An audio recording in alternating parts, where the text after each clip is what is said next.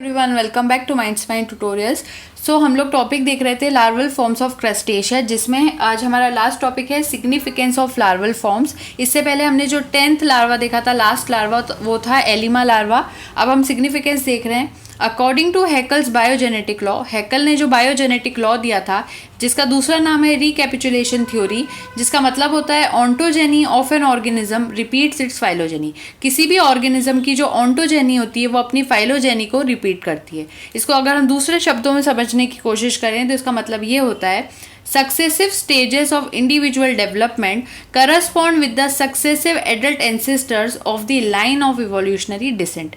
जिस तरह से किसी एक ऑर्गेनिज्म में एक के बाद एक स्टेजेस आती है उसके डेवलपमेंट होने के टाइम पर, जैसे कोई एक छोटा ऑर्गेनिज्म है, एम्ब्रियो स्टेज में धीरे धीरे वो बड़ा होता है, एडल्ट बनता है, तो ये जो पूरी एक के बाद एक स्टेजेस उसकी ज़िंदगी में आई है, उसी तरह से जब वो बूढ़ा होने लगता है तो वैसे ही सक्सेसिव एडल्ट एंसेस्टर की तरह उसके अंदर पूरा एक लाइन ऑफ इवोल्यूशनरी डिसेंट देखने को भी मिलता है। तो इसकी सिग्निफिकेंस में ये बात आती है। तो ये वाली बात हो जाती है कि जैसे कोई ऑर्गेनिज्म डेवलप होता है तो जो स्टेजेस उसके अंदर आती है, उसी तरह से जब कोई ऑर्गेनिज्म है उस एडल्ट एंसेस्टर की स्टेजेस भी उसमें देखने को मिलती है, उसकी इवोल्यूशनरी डिसेंट की तरह से ही।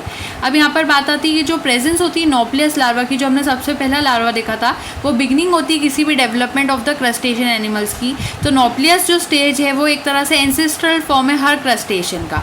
इसका मतलब है जो क्रस्टेशियन है वो डेवलप हुए होंगे नॉप्लियस जैसे किसी एंसेस्टर से, और the phylogenetic evolution of all the present crustaceans have taken place from this ancestor only. हम कह सकते हैं कि जितने क्रस्टेशियंस है कहीं ना कहीं नॉप्लियस जैसे ही एंसेस्टर से बने होंगे। लेकिन ये जो रिकैपिचुलेशन थ्योरी है उसको मॉडिफाई करते हुए अगर देखें तो on the basis of which crustacean larval forms are now considered to be. तो अब यहाँ पर ये होता है कि जो एनिमल्स होते हैं उनके अंदर सिमिलर लार्वल स्टेजेस होती है जो कि एक दूसरे से रिलेटेड होती है। अब जो लार्वल स्टेजेस होती है उसका एक सिग्निफिकेंस ये भी होता है, इससे डिस्पर्सल जो होता है किसी भी एनिमल स्पीशीज़ का वो इजीली हो जाता है, और इससे जो स्टोरेज ऑफ फूड होता है एग्स के अंदर वो भी रिड्यूस हो जाता है। तो ये सभी सिग्निफिकेंस से लार्वल फॉर्म्स के। अब क्वेश्चन देख लेते हैं। तो क्वेश्चंस कुछ इस तरह से हो सकते हैं, long answer type questions, short answer type questions, फिर उसके बाद ऑब्जेक्टिव। तो पहला है which one of the following is not a main larva. इसमें से मेन लार्वा कौन सा नहीं है?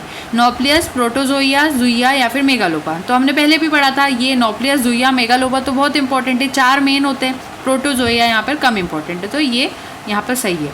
मोस्ट कॉमन और सिंपलेस्ट लार्वा जो होता है क्रस्टेशिया का वो कौन सा हो सकता है? ज़ुइया, एलिमा, मेगालोपा, नॉप्लियस। तो सबसे ज़्यादा कॉमन और सिंपलेस्ट लार्वा नॉप्लियस है, हमने सबसे पहले पढ़ा था।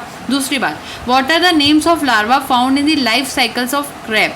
क्रैब की लाइफ साइकिल में कौन से लार्वे आते हैं? ज़ुइया, प्रोटोजोइया, ज़ुइया, मेगालोपा, एलिमा, नॉप्लियस, एलिमा, साइप्रिस। तो सही आंसर है यहाँ पर थर्ड ऑप्शन, ज़ुइया, मेगालोपा। सो हमारा जो टॉपिक था लार्वल फॉर्म्स ऑफ क्रस्टेशिया वो यहाँ पर ओवर हो जाता है। सभी चीज़ हमने यहाँ पर कम्प्लीटली देख ली है। 10 लार्वेज हमने देखे थे जो हमारे लिए इंपॉर्टेंट थे, और सिग्निफिकेंस भी हमने यहाँ पर लार्वल फॉर्म्स का कंप्लीट कर लिया है।